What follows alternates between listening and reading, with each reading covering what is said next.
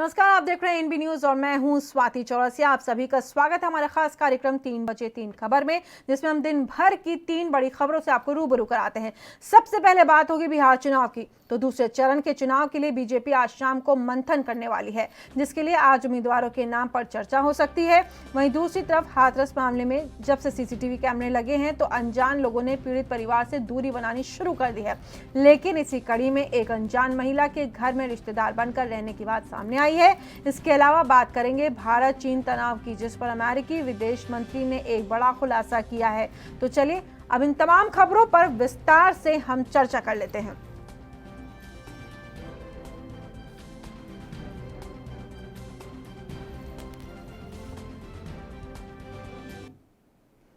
उत्तर प्रदेश में हाथरस गैंगरेप मामले को लेकर के जांच पड़ताल जारी है। इस बीच तफ्तीश में पता चला है कि पीड़िता के गांव में फर्जी रिश्तेदारों ने डेरा डाला हुआ है। अपने आप को रिश्तेदार बता रही महिला का सच सामने आया है। एक कथित महिला रिश्तेदार पीड़ित परिवार में देखी गई है। पुलिस का दावा है कि महिला पीड़ित परिवार को परगला रही थी। पुलिस के मुताबिक तथाकथित रिश्तेदार डॉक्टर राजकुमारी पीड़ित परिवारों को बरगलाते हुए देखी गई है। केवल दलित होने के नाते परिवार के लोगों को भरोसे में लेकर के पिछले कई दिनों से पीड़ित परिवार के यहाँ महिला रह रही थी। महिला जबलपुर मेडिकल कॉलेज में अपने आप को प्रोफेसर बता रही थी। पुलिस के मुताबिक ये फर्जी रिश्तेदार मीडिया में क्या बयान देना है, पीड़ित परिजनों को लगातार गाइड कर रही थी। पुलिस के शक होते ही महिला घर से चुपचाप निकल गई। वहीं दूसरी तरफ इस मामले में आरोपियों का केस लड़ने वाले वकील एपी सिंह हाथरस पहुंचे और उन्होंने आरोपियों के परिजनों से मुलाकात की। आरोपियों के परिवार से मिलकर वकील एपी सिंह ने कहा कि पूरी तरह से युवकों को झूठा फंसाया जा रहा है। पुरानी रंजिशों के बदले उन्हें झूठा फंसाया गया है। उन्होंने ये भी कहा कि 104 फोन कॉल ने खुद बयां किया है 62 कॉल्स लड़की की तरफ से की गई हैं। इस पर कोई परिवार वाला नहीं बोल रहा है। उन्होंने दुष्कर्म पर कहा है कि CFSL रिपोर्ट और मेडिकल रिपोर्ट से साफ हो गया है कि दुष्कर्म नहीं हुआ है। उन्होंने सवाल नार्को टेस्ट होने दीजिए, उन्होंने कहा है कि नार्को टेस्ट होने दीजिए, उसे क्यों नहीं कराया जा रहा है, ये सवाल उन्होंने उठाया है। नार्को टेस्ट से सारी सच्चाई का पता चल जाएगा, दूध का दूध और पानी का पानी हो जाएगा।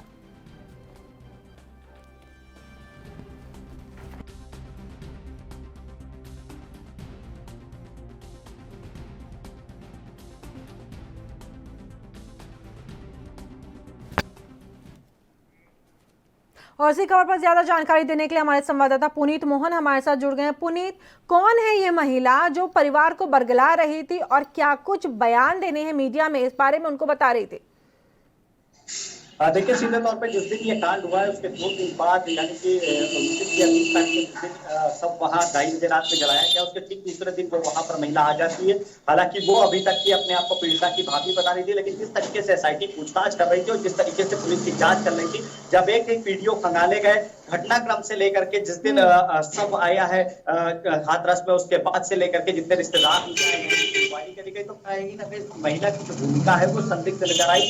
परिजनों को उसने बताया था कि वो जबलपुर मेडिकल कॉलेज में एक प्रोफेसर है, डॉक्टर भारती नाम है, लेकिन पुलिस को अभी तक पड़ताल में ये फर्जी लग रही है। और कहीं ना कहीं जिस तरीके से यूपी पुलिस PFI का हाथ इसमें बता रही है, जाहिर तौर पर यह महिला सीधे तौर पर 2 दिन बाद ही वहां पहुंच गई थी। जिस दिन वहां पर यह कांड हुआ है, यानी कि जिस दिन सब आया है उसके 2 दिन बाद ही उसकी एंट्री दिखाई दी थी और लगातार वो परिजनों को सीधे तौर पर बरगला रही थी और उनको सीधे तौर पर यह बता रही थी कि आखिर उनको मीडिया में क्या कहना है। हालांकि जैसे ही पुलिस को इसकी भनक लगी उसके बाद से ये गायब है और यूपी पुलिस इसकी अब तलाश कर रही है। जी, तो ये बड़ी बात जिस तरह से आपने बताया, CCTV लग गए हैं वहां पर, सरकार की तरफ से तमाम दिशा निर्देश दिए गए थे, SIT गठित की गई और उसके बाद खासतौर पर CCTV वहां पर लगाए गए। तस्वीर सामने आ पाई इस महिला की, पुलिस तलाश में जुट गई, तस्वीर है पुलिस के पास?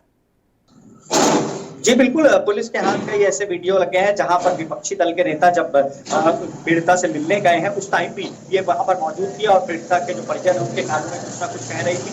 मीडिया के हाथ से भी कुछ उनको वीडियो ऐसे लगे हैं। कई टीवी स्क्रीन पर भी ताजुब की बात यह है कि कई टीवी स्क्रीन पर जब इसकी कवरेज हुई है, जब विपक्षी नेता वहां पर गए थे, चाहे वो राहुल गांधी हो, चाहे वो प्रियंका गांधी हो या अन्य नेता हो, वहां पर परिजनों के साथ ये बाकायदा मौजूद थी और परिजनों के कानों में कुछ ना कुछ बोल रही थी और बीच में भी कुछ बोलती हुई नजर आई है। उसके बाद जब सीसीटीवी लगे हैं और परिजनों से एक एक रिश्तेदार की पड़ताल करी गई है, पूछताछ करी है एसआईटी ने, क्योंकि पीड़िता के घर पर सीधे तौर पर एक भीड़ का जमावड़ा था। ऐसे में कहीं ना कहीं एसआईटी को इस बात को भी क्लियर करना था, यूपी पुलिस को इस बात को भी क्लियर करना था कि यहाँ पर फालतू लोग कौन से हैं। जब एक एक करके सीधे तौर पर वीडियो खंगाले गए, जब जांच करी गई, तो पता चला कि ये पीड़िता की कोई रिश्तेदार नहीं है। इसने पीड़िता के परिजनों को भरोसे में लिया था, 2 दिन बाद ही वहां पहुंच गई थी और उसके बाद सीधे तौर पर ये उनको ये बता रही थी कि अगर उनको मीडिया में क्या कहना है। ऐसा आरोप यूपी पुलिस का है और अब सरगर्मी से यूपी पुलिस इस महिला की तलाश कर रही है। इस महिला के अलावा क्या और कोई किसी शख्स के ऊपर पुलिस को शक हो जो संदिग्ध दिख रहा हो? तमाम दावे किए जा रहे थे कि पैसा पहुंचाया जा रहा है, दंगे करवाने की कोशिश की जा रही है, चाहे वो पीड़िता पक्ष हो या फिर जो आरोपी पक्ष है, क्या उनको भी बरगलाने के ऐसा कोई मामला सामने आया है? क्या बयान मीडिया में देना है, क्या पुलिस से कहना है? देखिए, सीधे तौर पर जिस तरीके से हाथरस के चंदप्पा इलाका है, यहाँ पर कहीं ना कहीं रोज राजनेताओं का पहुंचना चालू है और कहीं ना कहीं जो संगठन है, चाहे वो स्वर्ण समाज के संगठन हो, चाहे वो दलित समाज के संगठन हो, लगातार उनके नेताओं का भी पहुंचना वहां पर जारी है। उसके साथ ही वहां पर महापंचायत पश्चिम में महापंचायत एक बहुत बड़ा मुद्दा होती है, बहुत मायने रखती है, क्योंकि इसमें लोग बैठ करके आपसी में सहमति जताते किसी एक फैसले पर। ऐसे में कहीं ना कहीं यूपी पुलिस, चाहे वो स्वर्ण समाज की पंचायत हो या दलित समाज की पंचायत हो, सब पर अपनी नजर बनाए हुए कई लोगों की भूमिका संदिग्ध पाई गई है, जिनका हाथरस से ना तो कुछ लेना देना है, ना वो पहले कभी आए हैं। लेकिन जिस दिन ये कांड हुआ है और जिस दिन ये मामला हाईलाइट हुआ, उसके बाद से उनकी गतिविधियां उस एरिया में बढ़ी हैं। सीडीआर तलाशे जा रहे हैं, कई ऐसे नंबर हाथ लगे हैं जो वहां पर उस 2 दिन के बाद से एक्टिव हुए हैं और खासा उनकी वार्ता हो रही है दूसरे नंबरों पर। सीधे तौर पर यूपी पुलिस जिस तरीके से अंदेशा जता रही थी कि पीएफआई का हाथ है, अब उसी में सक्रियता में एक कदम आगे बढ़ाते हुए लगातार जांच करी जा रही है। जी स्वाति जी, जिस तरीके से वकील एपी सिंह भी वहां पे पहुंच गए, वो आरोपियों की तरफ से वो केस लड़ेंगे, उन्होंने ये नुमाइंदगी अपनी पेश की कि वो आरोपियों की तरफ से केस लड़ेंगे। साथ ही साथ तमाम दावों को खारिज करते उन्होंने कहा कि सीएफएसएल रिपोर्ट में भी बिल्कुल ये साफ है, पीड़िता के साथ रेप नहीं हुआ है। ये तमाम बातें उन्होंने सामने रखी हैं और कॉल डिटेल्स के बारे में भी जिक्र किया है। जी बिल्कुल, जिस तरीके से आज आरोपी पक्ष के वकील वहां पर पहुंचे हैं और वो पैसा लेकर के केस लड़ेंगे और इस पूरे केस का खर्च क्षत्रिय महासभा उठाएगी। और सीधे तौर पर कहीं ना कहीं उनका आरोप है, वकील का साफ तौर पे कहना है कि नार्को टेस्ट से परिजन क्यों पीछे हट रहे हैं। नार्को टेस्ट और पॉलीग्राफी टेस्ट कराया जाना चाहिए। सीडीआर निकाले गए हैं, चाहे वो पीड़िता के परिजन हो, चाहे वो आरोपी पक्ष के लोग हो, यहाँ तक कि स्वयं आरोपी के भी मोबाइल के सीडीआर निकाले गए, कॉल डिटेल्स निकाली गई है। ऐसा कॉल डिटेल में निकल करके आया है जिस तरीके से वकील बता रहे हैं कि लगभग 62 से 63 बार लड़की ने खुद फोन किया। 14 तारीख को लड़का वहां पर मौजूद था, ये बात सत्य है। लेकिन जो पीड़िता थी उसके माँ और भाई ने उसे देख लिया खेत में उसके साथ में, उसके बाद उस पीड़िता ने उसको वहां से हटा दिया था। किसी भी तरह की ना तो रेप की बात सामने आ रही है, ना ही वो हत्या में शामिल है और सीधे तौर पर इस बात को कोर्ट में चैलेंज करेंगे। उनका कहना है कि उनके पास तमाम ऐसे सबूत है जो इससे ये साफ जाहिर होता है कि ऑनर किलिंग का मामला है और पीड़िता के भाई और मां ने ही उसे मारा है। जी, इन तमाम जानकारियों के लिए पुनीत आपका बहुत बहुत धन्यवाद। पुनीत मोहन हमारे संवाददाता हमारे साथ जुड़े हुए थे, ज्यादा जानकारी देते हुए इस मुद्दे के ऊपर। तो अलग अलग रोज नई परतें खुल रही हैं हाथरस मामले में। पहले कहा गया रेप हुआ पीड़िता के साथ और उसके बाद तमाम जांच वहां पे बैठाए गए, एसआईटी को वहां पर बैठाया गया, रिपोर्ट सौंपने के लिए कहा गया, सीसीटीवी वहां पे लग गए, तमाम नेता जो आ रहे हैं उन सब के बारे में बातें हुई। तो अब क्या कुछ निकल करके आएगा सामने जब ये केस कोर्ट में पहुंचेगा, देखने वाली बात होगी। रुक करेंगे अगली खबर का। बीजेपी के केंद्रीय चुनाव समिति बिहार विधानसभा चुनाव में उम्मीदवार की सूची अभी तक तय नहीं कर पाई है और इसे लेकर के भारतीय जनता पार्टी की केंद्रीय चुनाव समिति अपने प्रत्याशियों पर चर्चा करने के लिए शाम को एक बैठक करेगी। बता दें कि बिहार में दूसरे चरण और तीसरे चरण प्रत्याशियों के नाम की घोषणा अभी बाकी है, वहीं दूसरे चरण के लिए नामांकन शुरू हो गया। ऐसे में पार्टी की ओर से बुलाई गई बैठक को काफी अहम माना जा रहा है। इस बीच राष्ट्रीय अध्यक्ष नड्डा की रविवार को वो गया में उनकी रैली है। वहीं इससे पहले 4 अक्टूबर को हुई राष्ट्रीय चुनाव संचालन समिति की बैठक में पार्टी ने पहले चरण के लिए 29 प्रत्याशियों के नाम पर हरी झंडी दे दी है, यानी कि मुहर लगा दी गई है। अभी 81 सीटों पर प्रत्याशियों के नामों की घोषणा होनी बाकी है। वहीं आज शाम को होने वाली बैठक में प्रधानमंत्री नरेंद्र मोदी, राष्ट्रीय संगठन महामंत्री BL संतोष, केंद्रीय मंत्री अमित शाह, राजनाथ सिंह, थावर चंद गहलोत, मध्य प्रदेश के मुख्यमंत्री शिवराज सिंह चौहान, राष्ट्रीय सह संगठन महामंत्री सौदान सिंह, बीजेपी प्रदेश अध्यक्ष डॉक्टर संजय जायसवाल और पूर्व केंद्रीय मंत्री शहनवाज हुसैन मौजूद रहेंगे। तो बीजेपी के प्रत्याशियों की सूची हाल फिलहाल अभी तक पूरी मौजूद नहीं है।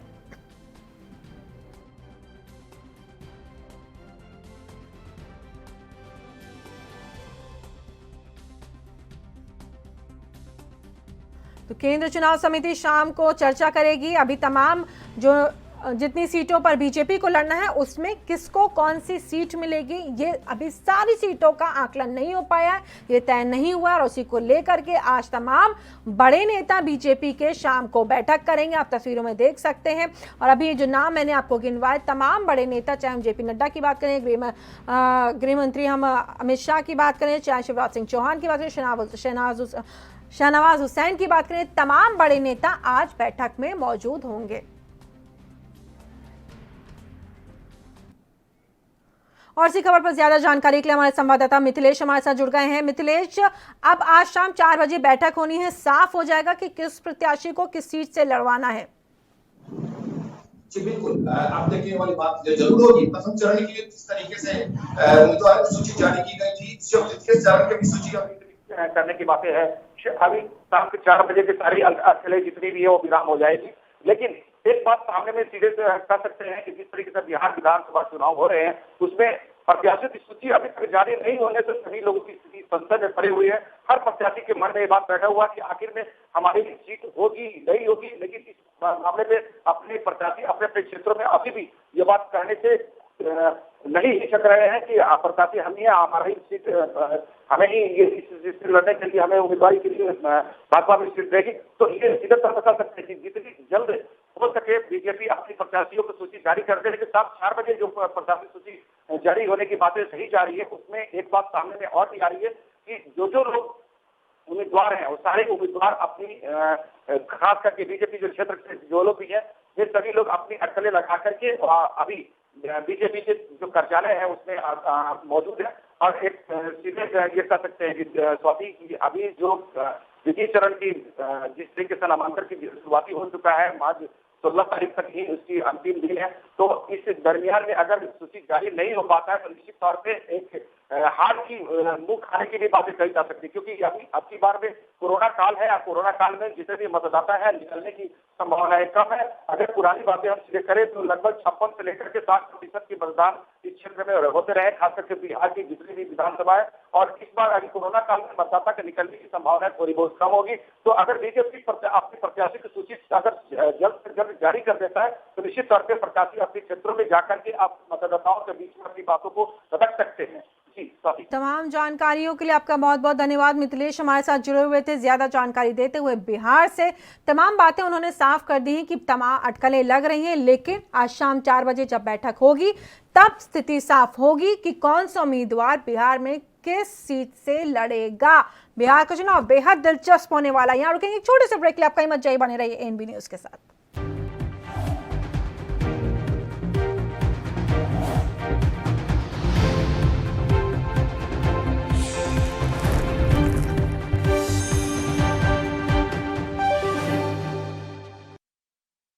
क्या आप दुबले पतले कमजोर हैं? आपकी सेहत नहीं बनती, भूख कम लगती है, वजन नहीं बढ़ता?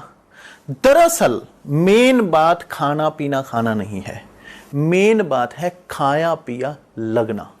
और अगर खाया पिया लगेगा ही नहीं तो सेहत बनेगी कैसे?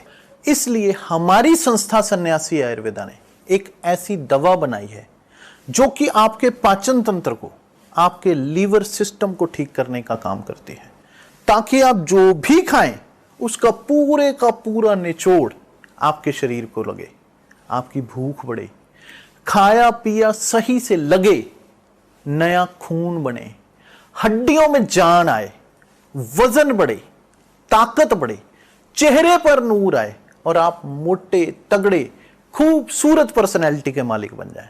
यह दवा पूरी तरह से आयुर्वेदिक होती है। इसका शरीर पर कोई भी साइड इफेक्ट, कोई भी नुकसान या दुष्प्रभाव नहीं होता। लड़के लड़कियां दोनों इसका इस्तेमाल कर सकते हैं और पहले 15 दिन के अंदर ही आपको इसका असर महसूस हो जाएगा। सिर्फ 650 रुपए की पूरे 1 महीने की दवा होती है। और आप इसे घर बैठे 01145454545 पर फोन करके दवा मंगवा सकते हैं।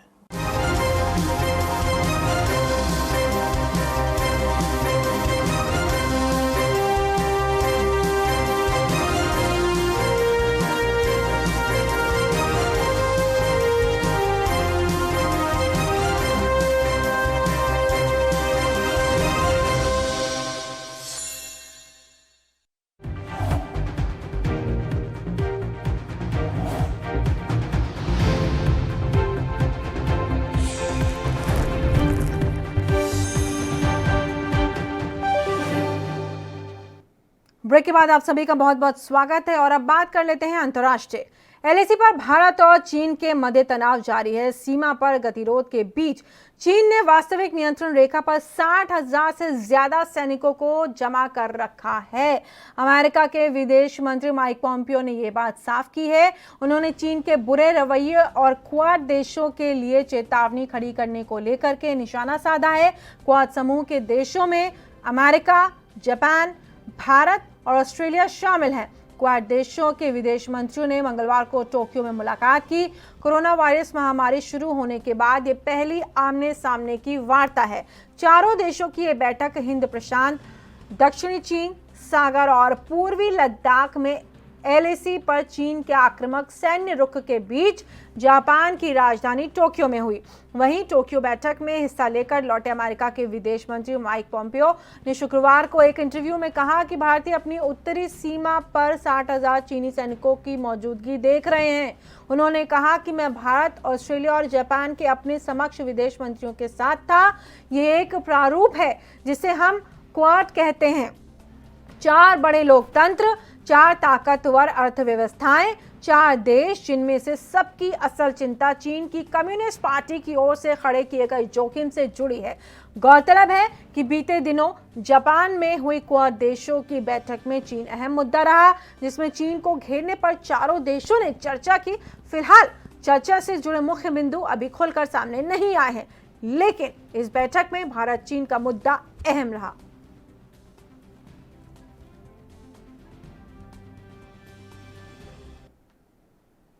और इसी खबर पर हमारे साथ जुड़ गए हैं वरिष्ठ पत्रकार राजीव रंजन। राजीव जी, सीधा सबसे पहला सवाल आपसे ये कि तमाम बैठकें होती हैं, लेकिन उन बैठकों का जो सार निकलता है मीटिंग रूम्स में, तो चीन भी अगर आता है वहां पर मीटिंग करता है, बड़ी बड़ी बातें करता है कि हम अपनी बॉर्डर लाइन से लोगों को हटा लेंगे, अपने सैनिकों को हम हटा लेंगे, लेकिन जब बात आती है एलएसी पर तो वहां स्थिति कुछ और ही दिखती है। मीटिंग रूम में चीन कुछ और कहता है और बाकी क्वाड के देशों में, यानी कि जो 4 बड़ी अर्थव्यवस्था, 2 कदम आगे बढ़ता है, 5 कदम पीछे वो चले जाते हैं। उनकी एक बहुत पुरानी ये उनकी स्ट्रेटेजी रहती है। वो जो करना चाहते हैं उसके बारे में किसी को पता नहीं होता है। जो ऑब्वियस होता है, जो हमको, आपको और बड़े एक्सपर्ट्स को लगता है कि चाइना ये कर रहा है, जैसा कि आपने बताया कि यूनाइटेड स्टेट्स के मिनिस्टर ने कहा कि 60,000 उसने सैनिकों को वहां बॉर्डर पे खड़ा कर रखा है। हो सकता है उसने कुछ और उसके पीछे कर रहा होगा। वो अनफॉर्चुनेटली वो बात किसी को पता नहीं चलता है और ये चाइना की खासियत है एक राष्ट्र के रूप में।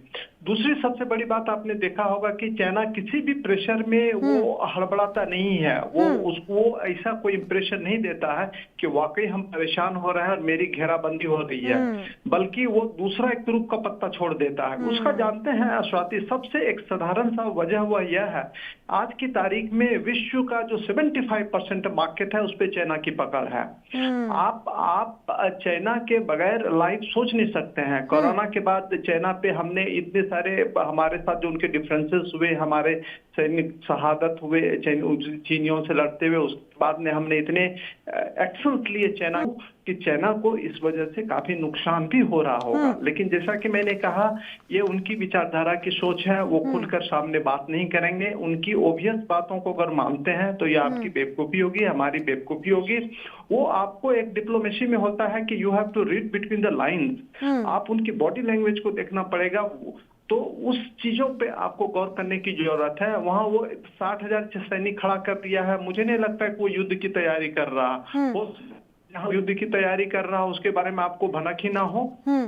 तो ये बहुत जरूरी है। चाइना ने हमारे साथ जब उसकी लड़ाई हुई तो यही हुआ था, जो हमने सोचा नहीं था उसने वही करते। हम यह मान करके बैठे कि हिमालय पर्वत को लांघ करके कोई हमारे टेरिटरी में नहीं आ सकता, और उसने उसके हिमालय पर्वत को लांघ करके हमारे टेरिटरी में घुस गया, जो हम सोच ही नहीं सकते। ठीक है, लेकिन राजीव जी यहाँ पे एक छोटा सा सवाल जो मन में उठ रहा है, 4 बड़े देश और एक तरफ चाइना अकेला, 4 बड़े देश, अमेरिका, जापान, भारत, ऑस्ट्रेलिया, 4 बड़े देश हैं।